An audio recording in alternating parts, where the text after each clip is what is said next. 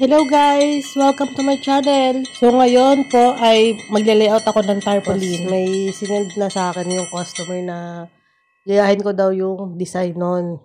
So ayan, yung car motor, wash and foaming. Na-layout ko na yun kanina bago ako mag-record. So ito na lang, yung Vendo. So naghahanap lang ako ng medyo katulad na font. Pwede naman daw kasi na hindi as in katulad nung nasa design ni customer. Ginagaya ko lang yung concept niya. Kasi yan yung gusto niyang design eh. So, ayan. Inaayos ko lang yung mga text. Ina-align ko lang kung saan maganda.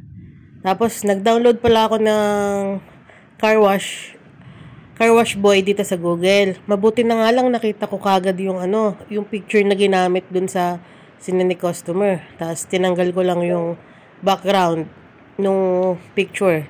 Ginamit ko nga pala dyan yung yung magic eraser lang para madaling matanggal yung picture niya. So ayan, yung car, madali ko lang din nakita. Ang hindi ko lang nakita ay yung motor na ginamit sa picture. So ang ginawa ko, nag-download na lang ako ng kulay pink na Mio. At ito, kumukulog dito sa amin ngayon. Sa inyo ba? Kamusta ba panahon sa inyo? Dito naku, lakas ng ulan. So ayan, napansin ko rin na yung layout na pinakita ni customer ay may kulay green na frame sa baba. So ayan, nakakita naman din ako agad kay Maring Google ng babagay dito sa nilayout ko. So ayan, medyo malapit na akong matapos dito. Ina-align ko lang yung mga design. Tapos chinek ko lang kung parang may kulang. Ayun, yung 5 pesos pala. Nakalimutan ko ilagay. Ayan, so titingnan lang natin. Ayos-ayos lang ng mga font. Pili lang ako ng mga font na maganda, na yung babagay.